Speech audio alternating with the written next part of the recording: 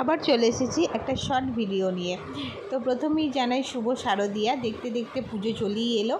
তো সে চতুর্থীর দিন সন্ধ্যেবেলা আমরা বেরিয়েছিলাম একটা কাজে। তো ঠাকুর দেখাটা আমাদের উদ্দেশ্য ছিল না, তো রাস্তায় যাওয়ার পথে বাদামতলায় এই ঠাকুরটা আমরা দেখতে পেলাম।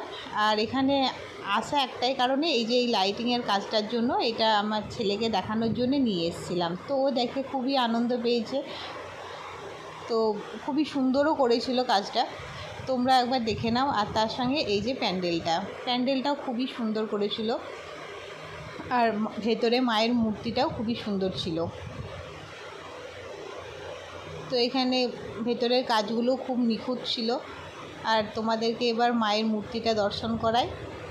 এই যে মায়ের মূর্তি, তো ঝাড়বাতিগুলো খুব সুন্দর ছিল। তো এবছরে আমার এটা প্রথম ঠাকুর দর্শন।